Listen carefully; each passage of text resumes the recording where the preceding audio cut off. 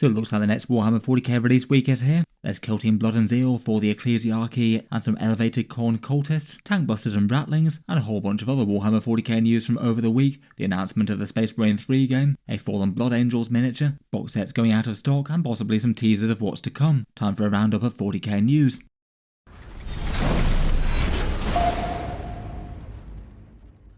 Hello and welcome back to Warspec Tactics, where today I thought I'd round up a whole bunch of interesting stuff from Warhammer 40k. First focusing on the new releases this week, 2 kill teams going on sale for the first time, plus some much anticipated kits getting their solo release, but also talk through a whole bunch of other stuff that Games Workshop has revealed, teased, or just caught my attention over the past week or so, but maybe didn't need a video all of itself to talk about. First up though, let's talk about the 40k release week, and this one's a kill team one. It seems that there was really quite a short turnaround between Blood and Zeal being revealed, and it going on full sale. Interestingly, it seems to have leapfrogged the Emperor's Children. We saw Fulgrim and the Faultless Blades and all the other bits for the Emperor's Children quite a while ago now. These guys were only revealed a few weeks back, but it seems that it's already time for the next kill team release, and as a few people were suspecting, it does look like it's coming hand in hand with the individual releases from the last set, the Tankbustas and the Ratlings. In the Blood and Zeal box, there's Goremongers, which are basically augmented jackals for the World Eaters, with some all very disturbing leaping bionic legs, the Sanctifiers and Imperial Confessor Zealot warbands. They're going to be put on the table for the Sisters of Battle, it seems, and then also really quite a fun centerpiece statue, which was originally from the Adeptus Auroritas Battle Sanctum, but could be some quite nice 40k scattered terrain. Then as well as the individual Tankbusters and Ratlings, there's the kill team cards for them, plus the solo release of the terrain set that came in Brutal and Cunning with the bunker terrain. These guys will all be going on sale on the 22nd of March, so that'll be full release in stores on the 5th of April. And Games Workshop shared a few more teasers of the box. Apparently the narrative is going to be an assault on the Great Gun on Volcus in their current setting. They did say that it was tended to by Imperial Zealots, so maybe that was set up for these guys. And this time it's Khornate cultists trying to disrupt the process of firing the Holy Ordnance. At time of recording, I haven't seen any final prices for the box set yet, but it will be in the region of £85, €110 or $140. It could be a little bit more or less than that, but that was the price of the latest one, the Brutal and Cunning set, so it does seem pretty likely to be at least fairly similar to that one. With the reveal of this one going up for pre-order, it might mean that we get some 40k data sheets for both of these kill teams to be fielded in battles in the next 2 weeks. Probably turning up at short notice in digital downloads, though potentially those Goremongers might have their rules in the upcoming World Eaters book. As ever, if you were looking to pre-order them at the weekends, if you wanted to support Warspec Tactics while doing so, there's a bunch of affiliate discount retailers linked down in the video description, anywhere between 10 and 20% off Games Workshop's prices depending on where you are around the world, and a big thank you to anyone checking them out and using them, if and when you do order some model soldiers in. For kill team box sets of this pattern in the past, they have tended to sell out very quickly, so if you're absolutely sure that you want this box set, then it's worth being early. They go live at midnight Eastern Time in Wargame Portal and Fenris Workshop over in the USA and Canada, then 10 AM in the UK, 11 AM in Europe, and midday Australian Eastern Time for Gap Games. I'd aim to be prompt if you want them at a discount. I'm genuinely a bit uncertain as to whether or not this one will be one that sells out really fast, or if Games Workshop will have enough to satisfy demand. It felt like their miniature reveals had their interest, but maybe not quite as much hype as the last few kill team sets, so who knows, maybe there might be enough to go around this time around. It would be nice. In any case, going through the content of the box quickly, we've got this nice cover art of an Imperial Acolyte fighting a crazed Khornate cultist here. It seems that they're basically a different version of jackals with those big blood tanks strapped to their backs. Starting with the Confessor warband, they're called the Sanctifiers. They're led by this Confessor figure on the left, who I think is really quite a fun Imperial Preacher style miniature, armed with a great big mace that looks at least somewhat similar to a Mace of Redemption from the Dark Angels before they were updated. This one has an inquisitorial seal on it.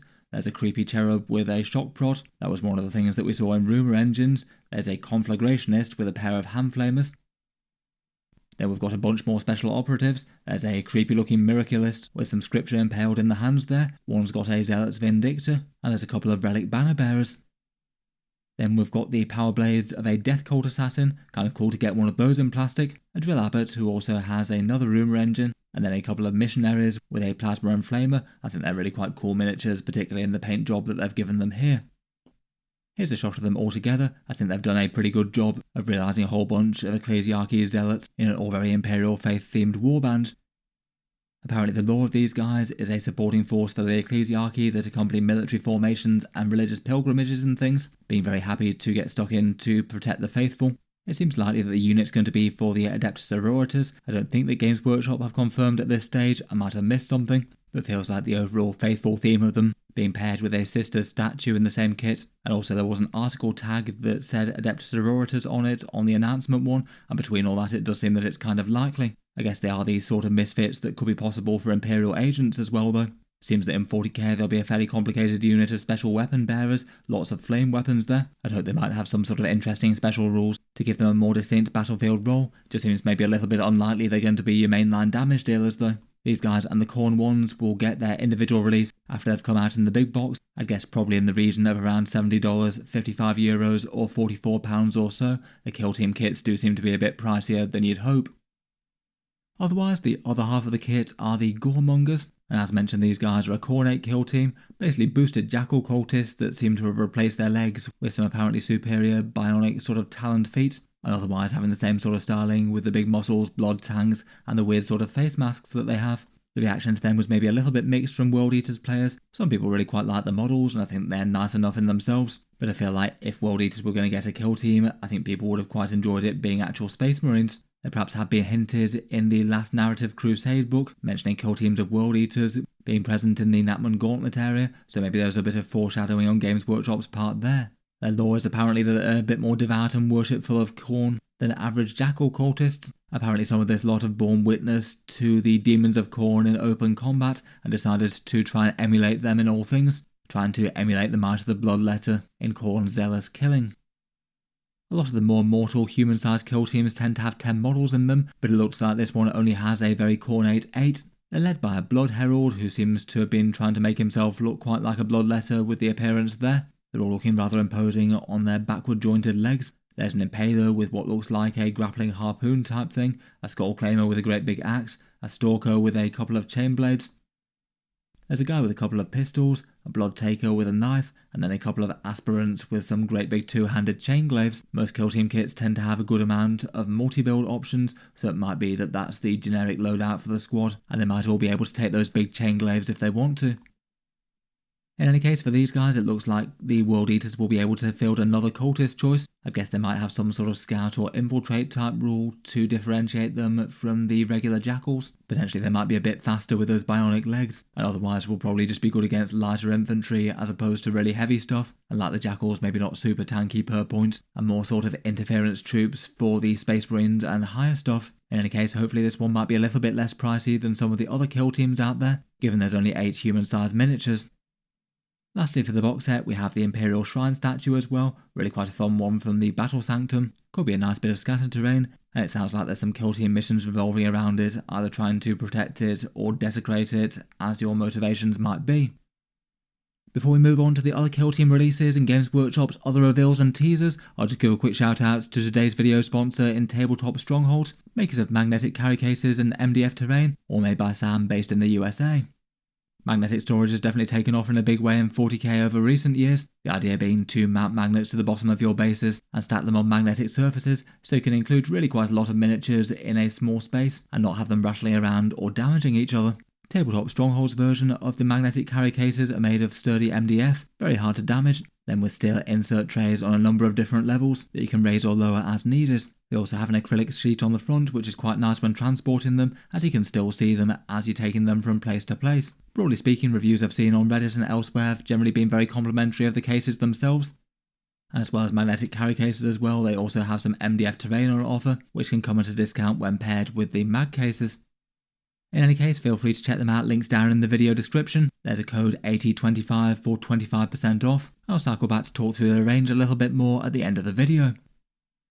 On with the next Warhammer 40k releases though, and next up we have the Wrecker Crew. This one's the Tankbustas and Breaker Boys dual box set. Depending on whether or not you want to wreck your tanks and fortifications up close and personal or at range with rocket launchers, the kill team is the Wrecker Crew, who can field a mix of the rocket launchers and the close combat gear. I feel like this one's a set that's been awaited for a good while for Orc collectors out there, given that the initial Brutal and Cunning box set sold out really quite quickly, or there being just a bunch of people out there who either wanted these or the Ratlings but not both. Both Tankbusters and Breaker Boys have definitely made an impact on Warhammer 40k recently. Both units have been really strong, and I suspect that the Tankbusters are going to still be pretty scary in that new Mordaka formation, even if they went up in points a little bit. Based on other kill team kits, they're likely to be around £42, $65 or €55, or a bit more than that. That tends to be the lower price for the kill teams. I'd hope it might be one of the lower price kill teams out there, given that there's only 6 models, plus the 2 bonus squigs, but given that there's somewhat elite and fairly imposing ones, I wouldn't be too surprised if Games Workshop does charge a little bit higher. Both these and the Ratlings also have their kill team cards being sold as well. They come separately. Here's the datasheet for the Breaker Boys, 140 points in game at the moment, and really quite scary melee with damage 3 and anti-monster and vehicle keywords. They do seem to have been making appearances in competitive lists. Quite nice to actually have some infantry that are damage 3 and can genuinely handle tough stuff well. As mentioned, the Tankbusters went up to 135 points recently. Still quite scary general purpose firepower even with that. Obviously good against monsters and vehicles with +1 to hit and wound, but still not awful against elite infantry either, given the blast keyword.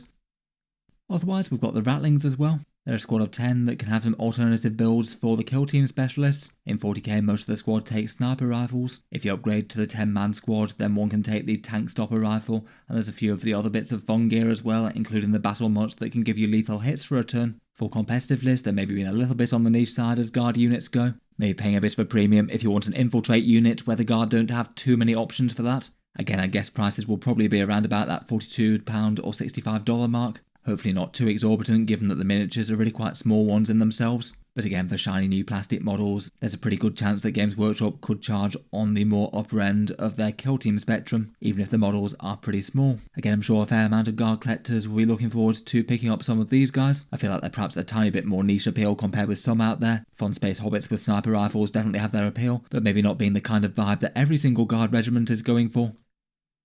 Finally, for the main 40k releases this week, there's also a Kill Team Upgrade Compound Siege set, and this one's basically the bunker wall terrain pieces from the Brutal and Cunning box set, a bunch of essentially barricades and bulkheads that don't have a roof on. I feel like it's maybe terrain that works a bit better for Kill Team than 40k. The last box set had a rule system for the Tankbusters trying to break in and get at the Ratlings inside, but again could potentially be nice enough scatter terrain. I'm not too sure of the price of this one yet. I'll hopefully cycle back to it and cover it later in the week though.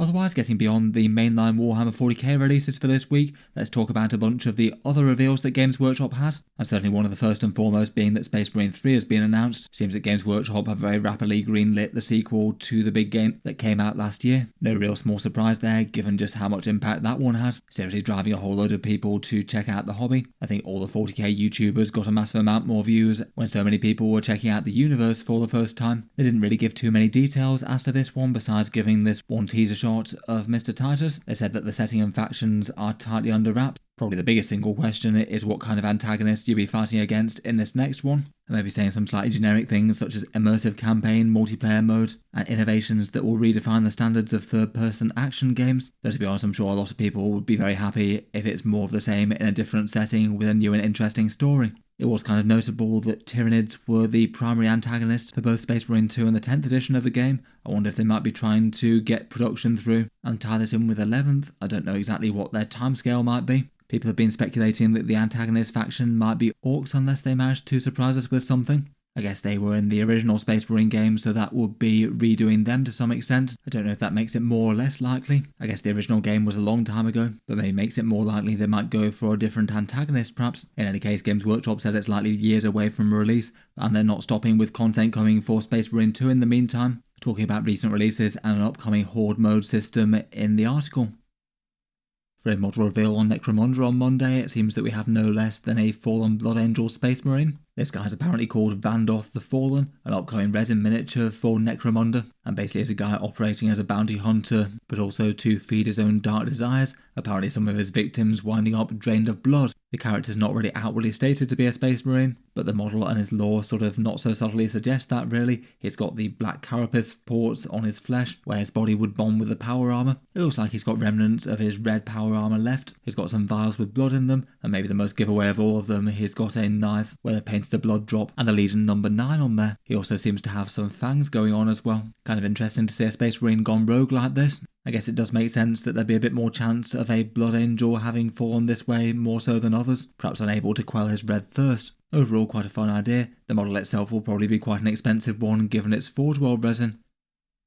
As another preview and reveal article, Games Workshop gave a few more details as to Fulgrim's upcoming book. As we know, one of the major releases for Warhammer 40k coming next is the Emperor's Children alongside their Demon Primarch, and when they announced the Fulgrim model, they also showed off this new novel at the same time, and this one's apparently going to be called Fulgrim the Perfect Son by Jude Reed.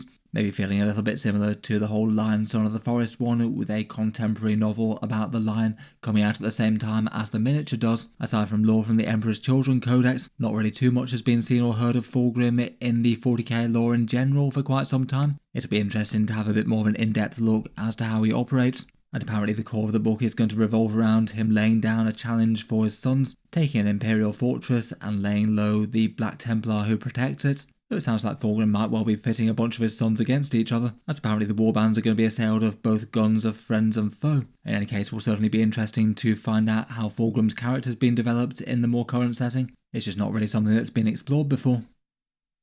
For another very minor potential teaser, Games Workshop seems to have been promoting Salamanders, this one coming in a similar sort of style to how they'd slightly unusually promoted Space Wolves a while back. Maybe seeming a bit out of place, given that usually when Games Workshop promote their armies, it generally tends to be the ones that are coming out this week, rather than just perhaps slightly randomly hyping up a faction out of the blue. It looks like since then they've also done a few more, one for the Ultramarines and one for the Black Templars, and now they've done a Salamanders one specifically as well. Definitely a faction that people are interested in at the moment, given that the teaser for the Space Marines had a Salamander on it, even if that miniature wasn't a new model in themselves, and that was pre-existing art of a Salamander's aggressor.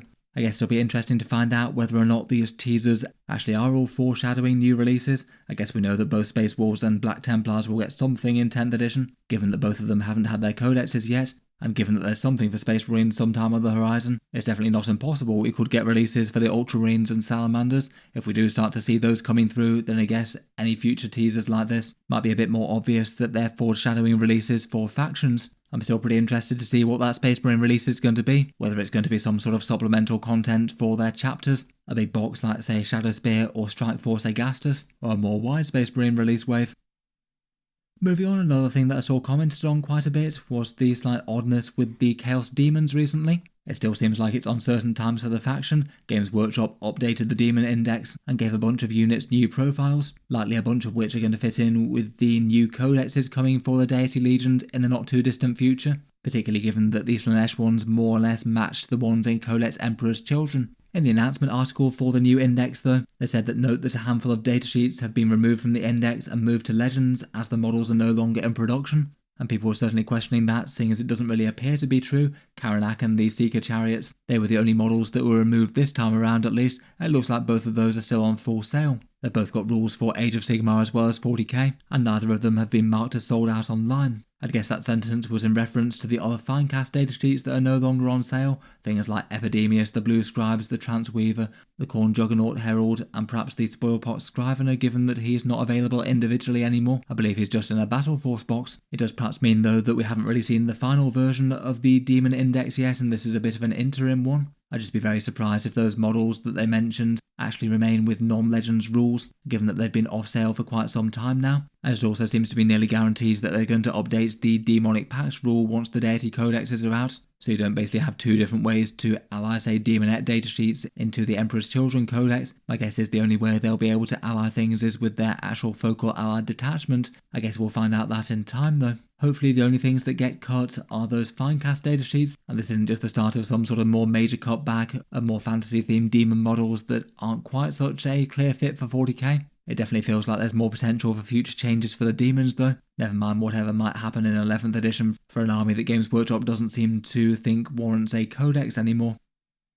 Otherwise, finally for our last few things, I noticed that the Thousand Sons Combat Patrol now appears to have started going out of stock. This was kind of expected given that the World Eaters and Death Guard ones have sold out in certain web stores. It now looks like the Thousand Sons one is off sale in Australia, marked as sold out online. It looks like different ones are going out of stock in different locations as their stock runs out. All of these will very likely be replaced by Deity Codex Combat Patrols in the near future. And for the Death Guard and Thousand Sons, I'm sure a lot of people will probably see it as an upgrade. I'll certainly be aware that it's probably a last chance to buy any of those three if you want to pick them up though.